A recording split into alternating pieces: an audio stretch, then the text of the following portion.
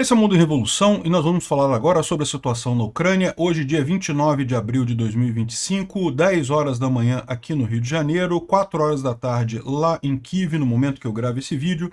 Estou gravando o vídeo um pouco mais tarde porque eu tive alguns imprevistos aqui cedo para resolver, mas não vai faltar não, às vezes atrasa um pouquinho, mas a gente vai chegar lá, né? Também não tem muita coisa para falar hoje. Os ucranianos voltaram a fazer ataques contra empresas de óleo russas aqui em Novorossiysk. Os ucranianos atingiram um terminal de óleo por aqui. Tivemos também ataques ucranianos aqui em Berdyansk e outras regiões aqui temporariamente ocupadas pelos russos. Os russos também fizeram ataques ontem aqui no Oblast de Odessa, inclusive um drone que entrou aqui na Romênia mais uma vez, e mais uma vez não vai ter nada, né? Agora, na linha de frente, nenhuma grande mudança. O que a gente tem de curioso é mais uma vez na questão da comunicação. O Trump, de ontem para hoje, deu algumas declarações que você poderia dizer até pró-Ucrânia, tá? Vamos entender aqui. Mas, curiosamente, os auxiliares do Trump, aquela galera Rousseff, o Witkoff, o Waltz, o pessoal ao contrário falou totalmente Rousseff, ou seja, talvez o pessoal esteja apertando o Trump, não esteja gostando desse movimento do Trump, né? Mas o Trump é o chefe dele, se o Trump for macho o suficiente, manda essa cambada de Rousseff toda passear e acerta o governo dele. Ainda está em tempo do Trump salvar o governo dele. Vamos falar sobre esses e outros assuntos em detalhes. Essas notícias foram sugeridas por Kina com K, Machuvinha e várias outras pessoas. Obrigado aí ao pessoal que sugeriu notícias lá no nosso site, no wrevolving.com. E obrigado a você que está assistindo o nosso vídeo. Se você gosta do nosso conteúdo, por favor, deixe o seu like, se inscreva aqui no canal, né? Pois bem, de ontem para hoje, os russos lançaram 100 drones Shahid. A maior parte foi derrubada pelas forças ucranianas, pela artilharia antiaérea e também por sistemas de guerra eletrônica. Um ou outro ainda atingiu alguma coisa, né? Como vocês podem ver, principalmente aqui em Odessa, na parte sul da Ucrânia. Aqui, ó, teve um incêndiozinho aqui em Odessa e também teve um drone que passou aqui para a Romênia, aqui em Kilia, né? Que é uma cidade portuária ucraniana próxima da Romênia, né?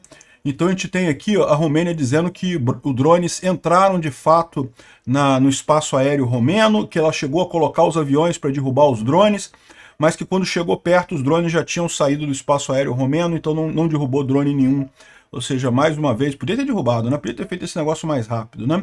Agora, os ucranianos também fizeram ataques de drones ontem, né, depois de um mês e meio aí de cessar-fogo, em que os ucranianos evitaram atacar objetos de infraestrutura para demonstrar que estavam dispostos à paz e coisa e tal. Ontem os ucranianos fizeram mais um grande ataque contra a infraestrutura de energia da Rússia, né?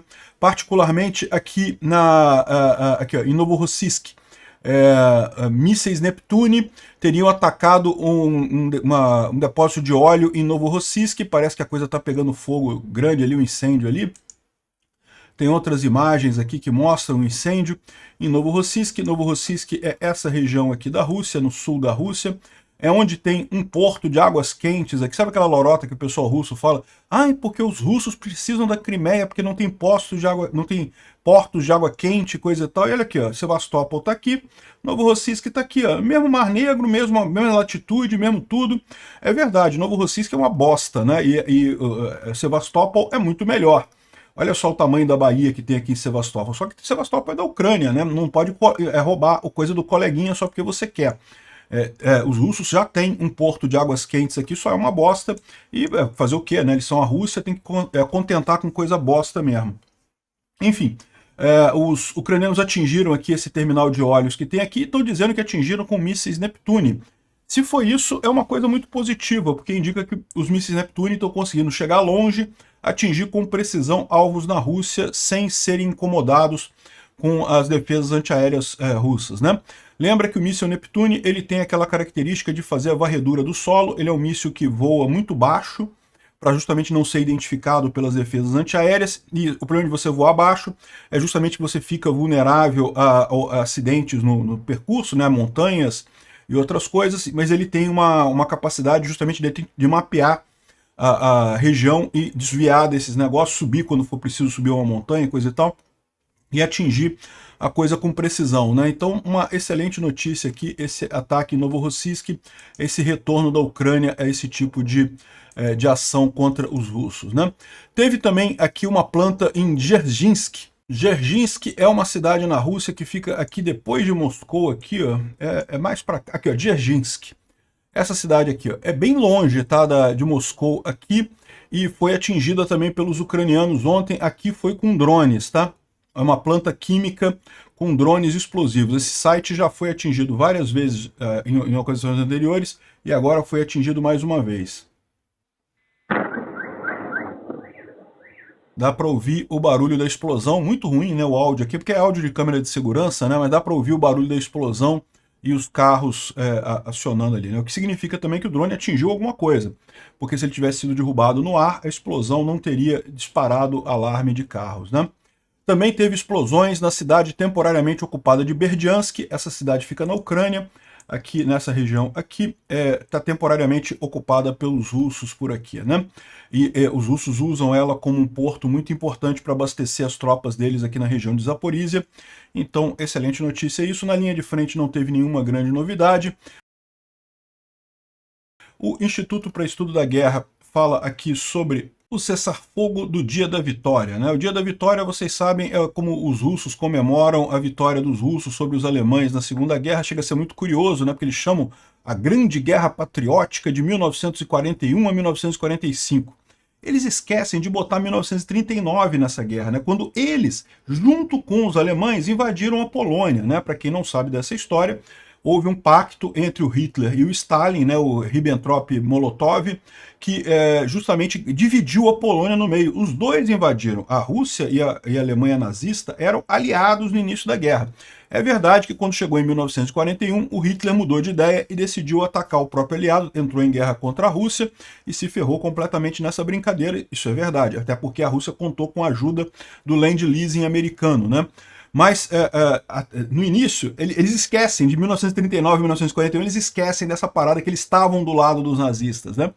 Mas, de qualquer forma, no dia 9 de maio, eles comemoram um dia em que os soviéticos invadiram Berlim, né? Eles chegaram lá antes dos americanos, inclusive, e tem algumas fotos icônicas, né? Como aquela foto do soldado soviético mostrando, botando a bandeira soviética no alto de um prédio lá em Berlim, né? E o que muita gente não sabe é que aquela foto foi tirada por um ucraniano e mostra um soldado da Geórgia, né? Ou seja, um erro que muita gente faz é dizer que o Exército Vermelho da Segunda Guerra Mundial era o Exército Russo. Não era. Era o Exército Soviético. Incluía a Ucrânia, incluía a Geórgia, incluía vários outros países que hoje, felizmente, estão independentes, não tem mais ligação com esse inferno que é a Rússia, né?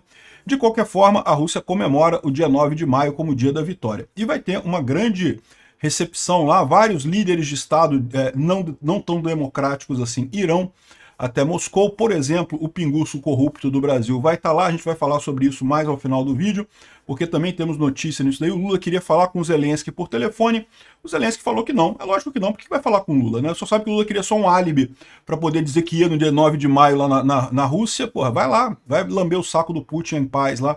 Enfim, aí durante esses 3 dias, vai ser dia 8, 9 e 10, o Putin anunciou um cessar-fogo, né? Qual que foi o truque dele? Ele queria de novo jogar um biscoitinho pro Trump, né? Porque, de novo, é o que eu falo para vocês, o Putin não vai chegar a acordo nenhum, mas ele quer manter os Estados Unidos nessa expectativa de, não, vamos fazer um acordo, vamos fazer um acordo. Quanto mais os americanos baterem no Zelensky, melhor pro Putin. Então, ele tá tentando manter, tá tentando enganar o Trump nesse nível, né? Eu acho que o Trump já está começando a acordar, mas sei lá, né? De vez em quando ele dá umas recuadas feias aí, vamos ver o que vai acontecer. De qualquer forma, o Putin tentou jogar mais uma migalhazinha pro Trump. Aí, Trump, eu tô fazendo a paz, eu quero a paz, olha só, vou fazer um cessar-fogo aqui, né? E lógico, isso daqui não tem lógica nenhuma, né? Tá aqui, ó. A imprensa russa diz que o Putin anunciou um cessar-fogo no dia 9 de maio, que vai do dia da 0 hora do dia 8 de maio até 0 hora do dia 11 de maio. Ele está fazendo isso certamente porque, justamente para tentar atrair os chefes de Estado lá para Moscou. Ele quer que muita gente vá lá, e daí essa é a proposta dele, né? Fazer um cessar-fogo, fingir que quer a paz, dizer, olha só, também estamos querendo a paz e não sei o que lá. Mas no final todo mundo sabe que isso é lorota do Putin, que isso não quer, ele não quer a paz, o que ele quer é que o Trump continue batendo na Ucrânia, tentando chegar nesse negócio de paz que o Trump tanto quer ali, né?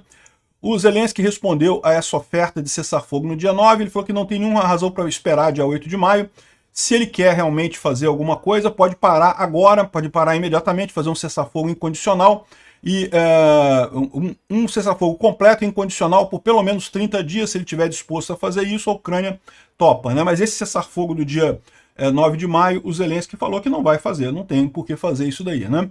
E a Meloni também, a Meloni e outros presidentes de países europeus também colocaram do lado da Ucrânia, porque realmente não faz sentido. Tá mais do que claro aquilo que eu falei para vocês, né? Por que o Putin fez aquela pausa, né? Fez um dia de trégua na Páscoa, né? Ele diz, lógico, que não, por motivos católicos, cristãos e não sei o que lá, mas na verdade é porque naquela semana o Trump tinha falado em desistir de negociação. Ah, o pessoal não quer fazer paz mesmo, vou desistir. Eu já falei para vocês, muitos jornais aqui no Brasil estavam colocando essa coisa como Trump desistindo da negociação como ruim para a Ucrânia. Não, isso é bom para a Ucrânia. Tem que desistir de negociação, a negociação não vai dar em nada. Não vai a lugar nenhum, né? Então isso é bom para a Ucrânia, porque quanto antes o Trump desistir dessa negociação, melhor que, num primeiro momento vai ser ruim sim para a Ucrânia, mas depois isso é um passo para ele mudar de ideia e voltar a ajudar a Ucrânia. Enfim, se ficar na negociação, não vai sair disso. Vai ser negociação, negociação, negociação, só piorando a coisa para a Ucrânia e sem ajuda nenhuma, né? Enfim, quando o Putin viu que o Trump ia desistir, ele jogou não, fizemos um cessar-fogo. Aí, tá vendo? O Putin quer a paz, ele tá parando o cessar-fogo e coisa e tal. Agora ele tá tentando o truque de novo. O Trump tá de novo revoltado porque a Rússia não vai a lugar nenhum. Jogou mais uma migalhinha pro Trump lá, né? E eu vou mostrar para vocês algumas declarações do Trump aqui, que a impressão que dá é que ele já tá acordando dessa parada, tá vendo que tá sendo enganado pelo Putin, né? Mas a galera russete em torno do Trump, meu amigo, como é que tá, cara? Impressionante aqui, ó. O que o Putin quer ao anunciar o cessar-fogo de 3 dias na guerra da Ucrânia, né? E aqui, ó, cessar-fogo curtos estão se tornando uma constante no Kremlin. Não, foram 2 só. Foi um na Páscoa e esse agora, né? E aqui, segundo a BBC, ela está dizendo aqui ó, que isso é um exercício de relações públicas do Kremlin para impressionar Donald Trump. Não, é pior do que isso, como eu falei para vocês. É para manter o Trump tentando negociar, tentando fazer esse negócio de acordo de paz. Para ele não desistir, continua negociando o Trump, porque está prejudicando a Ucrânia e ajudando a Rússia, né? E, bom, aqui ele fala aqui, ó, comentários recentes de Trump sugerem que ele não acreditou nessa história, nessa boa vontade da Rússia. Segundo diz o pessoal aqui, parece que o cessar-fogo de 3 dias não foi bem recebido em Washington, né? O presidente espera um cessar-fogo permanente, disse a secretária de imprensa. No entanto, ele diz que está desapontado com ambos os líderes, né? O que é uma puta sacanagem, porque o Zelensky já se colocou pronto para fazer um cessar-fogo, né? O Putin é que não quer, né? Um cessar-fogo decente, né? Agora, olha só, o Trump diz que as suas relações com o presidente Zelensky estão melhores. Elas nunca estiveram ruins, mas nós tivemos uma pequena disputa e coisa e tal. Ou seja, aquela conversa lá no Vaticano deu uma melhorada na situação, né? Eu não sei o que o Zelensky falou para o Trump ali naquela conversa, mas a coisa pode ter evoluído nessa história, né? E teve uma entrevista também do Trump no The Atlantic, dizendo como é que está a posição dele sobre a ajuda na Ucrânia. Não necessariamente do lado do Zelensky, mas do lado da Ucrânia, sim. Ou seja, ele está falando que pode ajudar a Ucrânia, né? Não tem que ser armas, podem ser armas e sanções, e bancos, sanções a bancos. Tem muitas maneiras de apoiar a Ucrânia, né? Então, o The Atlantic deu essa entrevista aqui com o Trump, que ressaltou esse ponto aqui. Ele fala de várias outras coisas, tá? Essa aqui está a entrevista completa do The Atlantic, né? Foi feita pelo Jeffrey Goldberg, que foi aquele jornalista que soltou a questão do Signal Gate, lembra? Aquele vazamento de dados no Signal, né? Então ele fez aqui conversou com o Trump, bateu papo com ele, falou sobre um monte de assuntos aqui, né? Política externa, a questão do Signal, falou muito no Signal, em determinado momento aqui ele fala sobre a Ucrânia. Vamos direto para o ponto da Ucrânia. Aqui, ó. Eu acredito realmente que eu estou fazendo o melhor para o país, o melhor para as pessoas, o melhor para a humanidade, né? Aí ele fala sobre a OTAN aqui, fala assim, olha só, se você não conseguir terminar essa guerra, ela não vai acabar nunca, e vai continuar para sempre, as pessoas vão ser mortas por um longo tempo. E vocês sabem, eles estão perdendo 2.500 pessoas por semana, quase 5.000 pessoas por semana, a maior parte Rússia e soldados ucranianos, mas a gente tem que parar isso, seria uma grande coisa, né? Ou seja, a lorota que ele conta sempre como se não tivesse problema nenhum. E aí ele pergunta aqui, ó, mas deixa eu te perguntar, por causa do retrato do Ronald Reagan que está logo ali no seu ombro, né? Por 100 anos, presidentes americanos inerentemente simpatizam com as nações menores e pessoas que têm sido oprimidas pela Rússia. Você não parece ter a mesma simpatia. Não é só Ronald Reagan, Jimmy Carter, JFK e vários outros, né? você não parece ter esse mesmo sentimento por aqueles que estão sendo oprimidos pelos russos, oprimidos como os outros presidentes tiveram. Ele fala, não, eu acho que eu acho que eu estou salvando a nação, eu acho que a nação vai ser destruída muito brevemente. Como assim destruída muito brevemente? A Ucrânia está resistindo há 3 anos e está resistindo bem, os russos não conseguem avançar nada, né? É uma máquina de guerra muito grande, vamos levar em consideração isso. Se não fosse por mim, que deu a chance com os javelins, e de novo, olha só o absurdo disso, acha que os javelins foi o que fez a diferença para eles não serem destruídos, né? Enfim, vocês sabem que estiveram perto de tomar Kiev, não sei o que lá, e é verdade, isso foi verdade, antes até da chegar a ajuda americana e coisa e tal em Kiev. Não, só que quem impediu a tomada de Kiev foram os ucranianos, né? Foi aqueles 3 fatores que eu já falei para vocês. O Putin superestimou o exército russo, subestimou o exército ucraniano e subestimou ou superestimou a vontade do povo ucraniano de fazer parte da Rússia. Ele achava que teria apoio no povo ucraniano para fazer parte da Rússia, né? E isso é uma das razões pelos quais estão indo agora desse jeito, né? Eu estou salvando o país. O primeiro-ministro da Noruega disse que o presidente Trump não quer se envolver nessa guerra. Eu acho que eu estou fazendo um grande serviço para a Ucrânia, eu acredito nisso. Os ucranianos não acreditam nisso, no entanto, né? Talvez porque eles não tenham uma boa publicidade. Olha para a guerra da Ucrânia, olha o que nunca teria acontecido se eu fosse presidente. De novo, esse papo, o Trump, assim, é verdade, a gente não tem como saber, né? Mas não dá para saber também se teria acontecido ou não teria acontecido, né? Aí aqui um outro trecho da entrevista que ele fala sobre o Zelensky e o Putin. Se você voltando à questão da Rússia, Vladimir, pare, você escreveu isso hoje no Trump Social. Sim, eu disse isso. Isso não me parece muita coisa. Bem, Trump me disse que quer parar, então eu vou parar, né? Não me parece que o Putin vai obedecer esse tipo de ordem assim, né? E o Trump, você pode se surpreender com isso. Bem, se é esse o caso, eu vou voltar aqui e vou dizer, você estava certo, eu estava errado. Mas eu acho que eu estou certo. Ele não é o tipo de pessoa que quer parar a guerra até tomar toda a Ucrânia. A questão é, se ele avançar e tiver mais sucessos militares, o que é possível, destruindo apartamentos e matando pessoas, sim, você vê uma situação em que você iria entrar não com tropas, mas com mais armas e apoio para a Ucrânia para manter o seu território original, o seu território, integridade territorial. Aí o Trump, não tem que ser armas. Existem muitas formas de armas. Você pode usar armas com balas, né? Pode também ser com sanções e também com bancos e tem outras armas, né? Existe alguma coisa que o Putin possa fazer que cause você dizer que, você sabe, agora eu estou do lado do Zelensky. Não necessariamente do lado do Zelensky, mas do lado da Ucrânia, sim. Sim, não necessariamente do lado do Zelensky. Mas eu tive um problema com o Zelensky. Você sabe que quando ele esteve aqui sentado aqui naquela cadeira, ele não aguentou, né? Ou seja, lembrando do caso lá da armadilha que eles armaram com o Zelensky, né? Aí ele critica o Zelensky aqui, mas termina num ponto positivo, né? Ele falando que, né, se precisar a gente vai ajudar a Ucrânia, né? O que é uma coisa positiva. Aqui, ó, o Trump falou também aqui, ó, o Zelensky me disse que precisa de mais armas, mas ele tem dito isso por 3 anos. Eu quero ver o que acontece com respeito da Rússia. Eu estou surpreso e desapontado, muito desapontado que eles continuaram bombardeando lugares depois das discussões, né? Ou seja, o Trump parece estar se mostrando cada vez mais ciente de que a Rússia está enganando ele, está passando ele para trás no final das contas, né? Mas, por outro lado, os assessores do Trump, a galera Russetti, por outro lado, está cada vez mais apavorada, talvez até com medo do Trump enxergar a verdade, né? Furar a bolha e perceber a coisa dele. Olha só, o Vance falou aqui, ó, a Ucrânia é pouco provável dela ganhar contra a Rússia se essa guerra continuar por muitos anos, e o risco de aumento nuclear continua uma possibilidade real. Lembra que eu falei para vocês? Eu falei para vocês, olha só, vamos começar o papo de guerra nuclear daqui a pouquinho. É sempre assim, quando o Putin vê que ele está numa situação ruim, ele ordena para os capanga dele todo para falar de arma nuclear, guerra nuclear e coisa e tal, e essa é a situação que ele está, né? Aqui, o Vance de novo, né? Eu acho que é uma ideia errada da mídia que dizer que se essa guerra for por mais tempo, os russos irão colapsar e os ucranianos irão tomar seu território de volta e tudo vai voltar a ser como era antes da guerra. Mas isso não é a realidade que a gente vive. Não, isso é a realidade que a gente vive, é isso que está acontecendo mesmo. E você pode ver isso muito claramente, é só esperar mais um pouquinho que é isso que vai acontecer exatamente, né? Mas repara como é que está o pessoal desesperado, né? E aqui também aquela frase que ela já falou, e também o Waltz falou aqui, ó.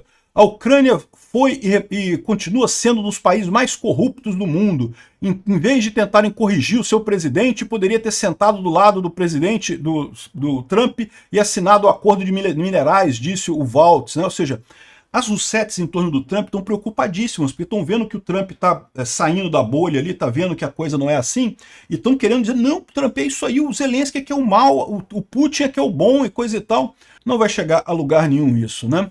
Bom, continuam as ajudas aqui, parece que tem uns tanques Abrams da Austrália indo para a Ucrânia, mas estão parados justamente porque está faltando a administração Trump aprovar o envio. Vamos esperar que isso aconteça aí em algum momento. A Letônia está mandando um monte de drones de combate para a Ucrânia, excelente notícia isso daqui. E o campeão de boxe, o Alexander Usyk, disse para o Trump abrir os olhos na guerra da Ucrânia. Isso é o meu território, o território do meu país, né? O Alexander Usyk é um grande campeão de boxe. O Trump gosta de lutas de boxe, né? Quem sabe não ouve o cara, né? Bom, o Zelensky recusou o contato do Lula e criticou a visita dele a Moscou, né? O governo ucraniano avalia que o pedido de conversa telefônica feito por Brasília não passava de uma desculpa e um álibi, ou seja, dizer, não, que eu falei com os dois lados, e aí eu fui para Moscou passear lá. Ô Lula, vai pra Ucrânia, porra, vai lá em Kiev pra você conhecer, é tranquilo de chegar lá, você pega um trem ali em Varsóvia, chega na Ucrânia, tranquilo pra você ver. É o que eu falo pro pessoal, qualquer dessas Russettes, se for na Ucrânia, vai mudar de ideia rapidamente, vai ver a diferença que é entre Ucrânia e Rússia nessa guerra, né? E que o encontro com Putin pode prejudicar as relações bilaterais. Certamente vai, eu espero só que o Zelensky lembre que o pinguço corrupto é um presidente transplantado aqui no Brasil, tá? Ele não é um presidente que o povo goste dele. Ninguém sabe direito como é que ele apareceu sentado lá na cadeira da presidência. Num dia ele estava na cadeia cumprindo pena por corrupção e de repente, como se fosse uma mágica, ele apareceu sentado na cadeira de presidente, né? Um absurdo isso, e realmente uma vergonha para nós brasileiros, essa figura inominável tá lá no dia 9 de maio, lá na Praça Vermelha, né? Realmente muito triste isso. E aqui, mais uma vez, eu reforço. Eu consigo entender o pessoal esquerdista, o pessoal lulista, apoiar o Putin. É a mesma coisa, o Putin é um herdeiro da União Soviética, o herdeiro do comunismo. Todo o aparato de propaganda da União Soviética foi mantido pelos russos e ajuda o Lula aqui no Brasil, ajuda a esquerda no mundo todo, né? O que eu não entendo é o pessoal que apoia o Trump e apoia o Bolsonaro ser a favor do Putin. Isso, sinceramente, não entra na minha cabeça. Obrigado por assistir o vídeo até o final. Se gostou do conteúdo, não esqueça de deixar o seu like, isso ajuda o canal a crescer e a chegar para mais gente. Se não gostou, deixe o dislike e explique nos comentários como podemos melhorar. Comente também sugestões de temas que podemos trazer por aqui.